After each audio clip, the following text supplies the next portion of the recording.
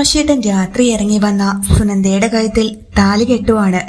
ആ സമയത്ത് വാതില് തല്ലിപ്പൊളിച്ചുകൊണ്ട് ലളിതയും അവരുടെ ഭർത്താവും അകത്തേക്ക് കയറി വരുന്നുണ്ട്. വാടിവിടെ എന്ന് പറഞ്ഞ ലളിത അവളെ പിടിച്ചു വലിച്ച് കൊണ്ടുപോവാൻ നോക്കുവാണ്. ഞാൻ വരില്ലമ്മേ, ഞാനിപ്പോ സുഭാഷേട്ടന്റെ ഭാര്യയാണ്. അദ്ദേഹം കിട്ടിയ താലിയ ഈ കാണുന്നത്.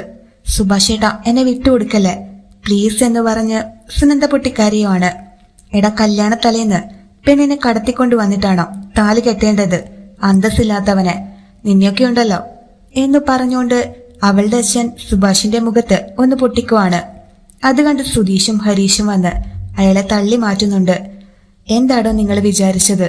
ഞങ്ങളുടെ ഏട്ടനെ തല്ലാൻ നിങ്ങൾക്ക് എന്താ അധികാരം എന്ന് ചോദിച്ച് നികേഷും സുധീഷും അയാളെ അടിക്കുവാണ്. അയ്യോ, എന്റെ ഭർത്താവിനെ എല്ലാരും കൂടി തല്ലിക്കൊല്ലുന്നേ, ഇത് ചോദിക്കാൻ ഇവിടെ ആരുമില്ലേ എന്ന് ചോദിച്ച് ലളിത നിലവിളിക്കുവാണ്. നിധി അങ്ങോട്ട് വന്ന് ഒന്ന് നിർത്തുന്നുണ്ടോ എല്ലാരും? സുനന്ദയെ ആരും കടത്തിക്കൊണ്ടു വന്നിട്ടില്ല. അവള് തന്നെ രാത്രി 12 മണി നേരത്ത് ഇവിടേക്ക് വന്നതാ. നിങ്ങൾ എന്തിനാ നിലവിളിച്ച് ആളെ കൂട്ടുന്നേ? എന്ത് കാര്യമായാലും സമാധാനായിട്ട് സംസാരിക്കാലോ എന്ന് നിധി പറയുമ്പോ ലളിത കഥ കേട്ട് നല്ല ദേഷ്യം വരുവാണ്. എന്താടി നീ പറഞ്ഞത്? സംസാരിക്കണമെന്നോ? നാളെ അവളുടെ കല്യാണമാണ്. എന്നിട്ട് അത് മറന്ന് അവൾ ഇവന്റെ കൂടെ വന്ന് നിൽക്കുന്നു. ഇവനാണെങ്കി എന്റെ മുളുടെ കഴുത്തിൽ താലി കെട്ടി വന്ന് നിൽക്കുന്ന കണ്ടില്ലേ? ഇതൊക്കെ കണ്ടിട്ട് ഞാൻ സമാധാനത്തോടെ നിന്നോട് വന്നിരുന്ന് സംസാരിക്കണോടി? എല്ലാരെയും ഞാൻ കൊല്ലും. അങ്ങനെ ലളിത പറയുവാണ്. അമ്മ, ഞാൻ സ്വന്തം ഇഷ്ടപ്രകാരമാണ് ഇങ്ങോട്ട് ഇറങ്ങി വന്നേ. ഇവരാരും എന്നെ തട്ടിക്കൊണ്ടു വന്നിട്ടില്ല എന്ന് സുനന്ദ പറയുമ്പോ, നീ എന്താടി തമാശ കളിക്കുവാണോ? നേരം വെളുത്താല് നിന്റെ കല്യാണമാണ്. ആ നേരത്ത് നീ ഇവിടെ വന്ന് നിൽക്കുന്നു. അവൻ കെട്ടിയ താലി പൊട്ടിച്ചെറിഞ്ഞിട്ട് ഉടനെ എന്റെ കൂടെ വരാൻ നോക്ക്. അങ്ങനെ ലളിതയുടെ ഭർത്താവ് അവളോട് ദേഷ്യപ്പെട്ട് പറയുവാണ്. സുഭാഷേട്ടനുമായി എന്റെ കല്യാണം കഴിഞ്ഞു അച്ഛാ. ഇനി നിങ്ങൾ രണ്ടുപേരും ഞങ്ങളെ അനുഗ്രഹിക്കണം. താലി പൊട്ടിച്ചെറിഞ്ഞ് നിങ്ങളുടെ കൂടെ വരാൻ എന്നെ കൊണ്ട് ഇനി പറ്റില്ല. നിങ്ങൾ നിശ്ചയിച്ച കല്യാണം വേണ്ടാന്ന് ഞാൻ എത്രയോ തവണ പറഞ്ഞു കഴിഞ്ഞു. എന്നാൽ നിങ്ങൾ അത് കേട്ടതേയില്ല. എനിക്ക് സുഭാഷേട്ടനില്ലാതെ ജീവിക്കാൻ പറ്റില്ല അച്ഛാ. ഞാൻ എങ്ങോട്ടും വരില്ല. നിങ്ങൾ ഫിക്സ് ചെയ്ത കല്യാണം അതിനൊരിക്കലും ഞാൻ നിന്ന് തരില്ല. എനിക്കെന്റെ സുഭാഷേട്ടനെയാ വേണ്ടത്. അദ്ദേഹം ഇപ്പോ എന്റെ ഭർത്താവാണ് എന്ന് സുനന്ദ മറുപടി കൊടുക്കുവാണ്. അത് കേട്ട് സുഭാഷിന്റെ അച്ഛനാണെങ്കിൽ കൈയടിച്ച് ചിരിക്കുവാണ്. ഇതൊക്കെ കാണുമ്പോ എന്റെ മനസ്സിന് എന്തൊരു കുളിർമയാണെന്നറിയോ എന്ന് അച്ഛൻ പറയുമ്പോ, എടാ, ഇതൊക്കെ നിന്റെ പ്ലാൻ ആയിരുന്നു അല്ലടാ? രാത്രി അവൾ ഇറങ്ങി വരാൻ പറഞ്ഞത് നിന്റെ ബുദ്ധിയല്ലേ എന്നയാള് ചോദിക്കുവാണ്. എന്താടാ, എന്റെ കുടുംബം മോശപ്പെട്ട കുടുംബമാണ്, യോഗ്യതയില്ലാത്ത കുടുംബമാണ് എന്തൊക്കെയല്ലേ നീ പറഞ്ഞേ? എന്നിട്ട് എന്തായി? നിന്റെ മോള് എന്റെ മോനെയല്ലേ കല്യാണം കഴിച്ചത്. നാളെ നീ തീരുമാനിച്ചു വെച്ച കല്യാണം ഒരിക്കലും നടക്കില്ലടാ. ദേ നിക്കുന്ന കണ്ടില്ലേ നിന്റെ ഭാര്യ. എന്റെ മക്കൾക്ക് ഒരിക്കലും കല്യാണം നടക്കില്ല എന്നല്ലേ ഇവള് പറഞ്ഞത്. അപ്പൊ എന്റെ മക്കൾക്ക് എന്തൊക്കെ വേദന ഉണ്ടായിട്ടുണ്ടെന്ന് നിനക്കറിയോ? ആ വേദന ഇപ്പൊ നിങ്ങൾക്ക് വന്നില്ലേ എന്ന് ഭാസ്കരൻ ചോദിക്കുവാണ്. ഇവരോട് സംസാരിച്ചു നിന്നിട്ട് ഒരു പ്രയോജനവും ഇല്ല ഏട്ടാ. അവൾക്ക് 4 അടി കൊടുത്ത് പിടിച്ചോണ്ട് വരുന്നുണ്ടോ എന്ന് ലളിത കൽപ്പിക്കുമ്പോ, എന്നാ എനിക്കതൊന്ന് കാണണല്ലോടി അങ്ങനെ പറഞ്ഞ് വെല്ലുവിളിക്കുവാണ് ഭാസ്കരൻ. അപ്പോഴേക്കും സുനന്ദയുടെ അച്ഛൻ അവളെ തല്ലാനായി ചെല്ലുവാണ്. സുധീഷ് മുന്നിലേക്ക് വന്ന് നിന്ന് അയാളെ തടയുന്നുണ്ട്. അവളിപ്പോ എന്റെ ഏട്ടത്തിയാണ്. ഏട്ടത്തിയുടെ മേൽ കൈവയ്ക്കാൻ ഞാൻ സമ്മതിക്കില്ല. വയസ്സിന് മൂത്തയാളാണെന്നൊന്നും ഞാൻ പിന്നെ നോക്കില്ല എന്ന് സുധീഷ് പറയുമ്പോ, എല്ലാരും ഒന്ന് നിർത്തുന്നുണ്ടോ? സുനന്ദയ്ക്ക് നിങ്ങൾ ഫിക്സ് ചെയ്ത കല്യാണം ഇഷ്ടമല്ല, അതുകൊണ്ടാ അവൾ ഇവിടേക്ക് ഇറങ്ങി വന്നേ. ദയവ് ചെയ്ത് എല്ലാരും സംസാരിച്ച് ഒരു നല്ല തീരുമാനം എടുക്ക്. അങ്ങനെ നിധി പറയുമ്പോ, ഈ വീട്ടിൽ എന്തിരുന്ന് സംസാരിക്കാനാ? അവളുടെ കല്യാണം ഞങ്ങൾ അംഗീകരിക്കില്ല എന്നച്ഛൻ പറയുവാണ്. നിങ്ങൾ എന്നെ കൊന്നാലും പ്രശ്നമില്ല അച്ഛാ. ഞാൻ സുഭാഷിന്റെ ഭാര്യയായി മരിച്ചോളാം. എന്നാലും വേറെ കല്യാണം കഴിക്കില്ല. എന്നെ ഇവിടുന്ന് കൂട്ടിക്കൊണ്ടു പോകാമെന്ന് നിങ്ങൾ ആരും വിചാരിക്കേണ്ട. ഇതെന്റെ ഭർത്താവിന്റെ വീടായിപ്പോ എന്ന് പറയുവാണ് സുനന്ദ. നിന്നോട് ഇത്രയും നേരം മര്യാദയോടെ സംസാരിച്ചു, അത് മാത്രമാടി ഞങ്ങൾ ചെയ്ത തെറ്റ്. വാടി ഇവിടെ എന്ന് പറഞ്ഞ് ലളിത അവളെ അടിക്കുവാണ്. അവളെ ഒന്നും ചെയ്യരുതെന്ന് പറഞ്ഞ് സുഭാഷ് ലളിതയിൽ നിന്നും സുനന്ദയെ മാറ്റി നിർത്തുവാണ്. എടാ, നീ എന്താ എന്റെ മോളുടെ ഭർത്താവ് ചമയുവാണോ?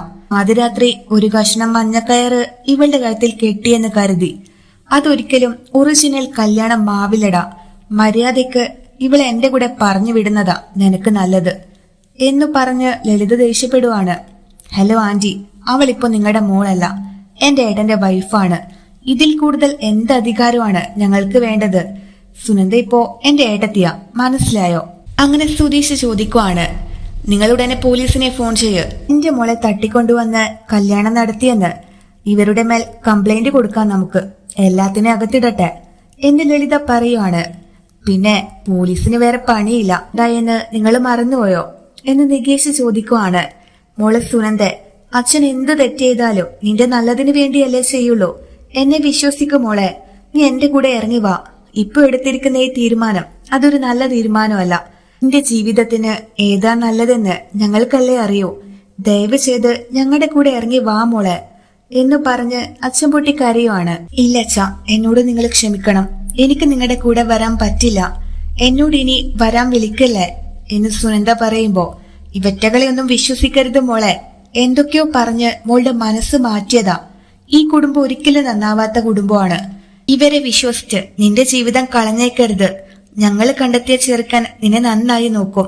ഇന്ന് നീ കരഞ്ഞാലും നാളെ നീ സന്തോഷായിരിക്കും. അച്ഛനും അമ്മയും നിനക്ക് നല്ലതേ ചെയ്യൂ എന്ന് നിനക്കറിയില്ലേ? അപ്പൊ നിനക്ക് മനസ്സിലായിക്കോളും. അച്ഛൻ പറയുന്നതാ, നീ അനുസരിക്ക്, എന്റെ കൂടെ വാ എന്ന് അച്ഛൻ കരഞ്ഞു പറയുവാണ്. ഈ കല്യാണം മുടങ്ങിയ നിന്റെ അച്ഛന്റെ ജോലി പോവും. അച്ഛൻ ഇനി വീട്ടിൽ തന്നെ ഇരിക്കേണ്ടി വരും. നമ്മുടെ കുടുംബം തകർന്നു പോവും മോളെ. ഇതൊക്കെ നിനക്ക് കാണണോ എന്ന് ലളിത ചോദിക്കുവാണ്. ഞാൻ ചെക്കന്റെ വീട്ടുകാരോട് സംസാരിച്ചോളാം അമ്മേ. എനിക്ക് സുഭാഷേടനെ ഇഷ്ടമെന്ന് ഞാൻ അവരെ കൺവിൻസ് ചെയ്തോളാം എന്ന് സുനന്ദ പറയുമ്പോ അച്ഛൻ വന്ന് അവളുടെ മുഖത്തൊന്ന് പൊട്ടിക്കുവാണ്. നീ എന്ത് അവരോട് പറയുമെന്നാണടി? അടിച്ചാലേ നിനക്ക് മനസ്സിലാവൂ. വാടി ഇവിടെ. എന്റെ മോളെ കടത്തിക്കൊണ്ടുവന്നതിന് ഞാൻ എല്ലാവരുടെ പേരിലും കംപ്ലൈന്റ് കൊടുക്കാൻ പോവാ. ഞാൻ കമ്മീഷണർ ഓഫീസിൽ പോയി കംപ്ലൈന്റ് കൊടുക്കും എന്നയാൾ മറുപടി കൊടുക്കുവാണ്. എവിടെ വേണമെങ്കിലും പോയി കംപ്ലൈന്റ് കൊടുക്ക്, പോലീസ് വരട്ടെ. അവരോട് സുനന്ദ തന്നെ സുഭാഷേട്ടനെയാ ഇഷ്ടമെന്ന് പറഞ്ഞ നിങ്ങൾക്കെതിരെയാ കേസ് വരാൻ പോകുന്നേ. ഒരു പെണ്ണിന്റെ സമ്മതമില്ലാതെ ഇഷ്ടമില്ലാതെ കല്യാണം നടത്താൻ ശ്രമിച്ചതിന് നിങ്ങളെ തന്നെയാണ് പിടിച്ച് ജയിലിടാൻ പോകുന്നേ. അങ്ങനെ സുധീഷ് പറഞ്ഞത് കേട്ട് ലളിതയും ഭർത്താവും ഒന്ന് പതറിപ്പോവാണ്. സുധീഷ് പറഞ്ഞതാ ശരി. പോലീസ് വന്നാ നിങ്ങൾക്ക് തന്നെയാ പ്രശ്നം ഉണ്ടാവുന്നേ എന്ന് നിധിയും പറയുമ്പോ, അതെ അതെ, നീ പോലീസ് സ്റ്റേഷനിലേക്ക് ഓടിപ്പോയി കല്യാണം കഴിച്ചവളല്ലേ. നിനക്കിതൊക്കെ നന്നായി അറിയാതിരിക്കോ? എല്ലാം നീ പറഞ്ഞു കൊടുത്ത ഐഡിയ അല്ലടി എന്ന് ചോദിക്കുവാണ് ലളിത. ദേ അമ്മായി, നിങ്ങൾ നിധിയുടെ മേൽ ചാടിക്കടിക്കാൻ വരണ്ട. നിങ്ങളുടെ മോള് ഇവിടെന്ന് വരില്ല എന്ന് പറഞ്ഞില്ലേ? ഇതിൽ കൂടുതൽ നിങ്ങൾക്ക് എന്ത് ചെയ്യാൻ പറ്റും എന്ന് സുധീഷ് ചോദിക്കുവാണ്. നിങ്ങൾ ഇനി പോലീസിന്റെ അടുത്ത് പോയാലും അവരുടെ അടുത്തും ഞാൻ ഇത് തന്നെ പറയും. എനിക്ക് സുഭാഷ് ചേട്ടനെയാ ഇഷ്ടമെന്ന്. അവരാണ് എന്റെ ഭർത്താവെന്ന് ഞാൻ പറയും അമ്മ. അതുകൊണ്ട് ഇത് പോലീസ് സ്റ്റേഷൻ വരെ നിങ്ങൾ എത്തിച്ചേക്കരുത് പ്ലീസ് എന്ന് പറഞ്ഞ് സുനന്ദ കരയുവാണ്. അത് കേട്ട ഉടൻ തന്നെ ലളിത ഈ വീടിന്റെ മുറ്റത്ത് നിന്ന് ചത്തുകളയുമെന്ന് അവളെ ഭീഷണിപ്പെടുത്തുവാണ്. അമ്മ, നിങ്ങൾ ഇതും പറഞ്ഞാണ് എന്നെ ഒരിക്കൽ തിരിച്ചു കൊണ്ടുപോയത്. എന്നാ ഇത്തവണ അത് നടക്കില്ല. നിങ്ങൾ എന്ത് വേണമെന്ന് വെച്ചാൽ ചെയ്തോ. എന്റെ മനസ്സ് മാറ്റാൻ അമ്മയ്ക്കിനി പറ്റില്ല. ഇത് വെറും മഞ്ഞക്കയറല്ല. സുഭാഷേട്ടൻ ഈശ്വരന്മാരെ സാക്ഷിയാക്കി എന്റെ കഴുത്തിൽ കെട്ടിയ താലിമാലയായത്. അതുള്ളിടത്തോളം കാലം ഞാൻ ഇവിടെ നിന്ന് എങ്ങോട്ടും വരില്ലമ്മേ. അങ്ങനെ സുനന്ദയുടെ മറുപടി കേട്ട് ലളിതയാകെ തകർന്നു പോവാണ്. എന്തിനാ സുനന്ദ ഇത്രത്തോളം കഷ്ടപ്പെടുത്തുന്നേ? നിങ്ങളൊന്ന് ആലോചിച്ചു നോക്ക്. രാത്രി നടന്ന കല്യാണം ആയാലും അത് കല്യാണമല്ലാതിരിക്കില്ലല്ലോ. സുഭാഷേട്ടൻ നിങ്ങൾക്ക് അറിയാത്ത ആളൊന്നും അല്ലല്ലോ. സ്വന്തം ആങ്ങളയുടെ മോനല്ലേ.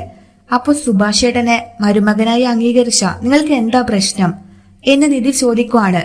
ഇല്ലടി, ചാവേണ്ടി വന്നാലും ശരി ഇവനെ മരുമകനായിട്ട് അംഗീകരിക്കാൻ എനിക്ക് പറ്റില്ല. നിങ്ങൾ ആരും തന്നെ എന്റെ സ്വന്തക്കാരല്ല. ഇനി ഞങ്ങൾക്ക് സുനന്ദ എന്ന് പറയുന്ന ഒരു മകളില്ല. അവൾ ഇന്ന് മരിച്ചു കഴിഞ്ഞു. എടി, നീ ഇവനുമായിട്ട് ഒരിക്കലും സന്തോഷായിട്ട് ജീവിക്കില്ലടി. ഈ കുടുംബം ഒരിക്കലും ഗതി പിടിക്കാൻ പോകുന്നില്ല. ഇതെന്റെ ശാപമാണ്. ഈ കുടുംബത്തിന്റെ മേൽ എന്നും എന്റെ ഭർത്താവിന്റെ ശാപം ഉണ്ടാവും. അങ്ങനെ മറുപടി കൊടുത്ത് തന്റെ ഭർത്താവിനെയും വിളിച്ചുകൊണ്ട് ലളിത കരഞ്ഞോണ്ടിറങ്ങി പോവാണ്.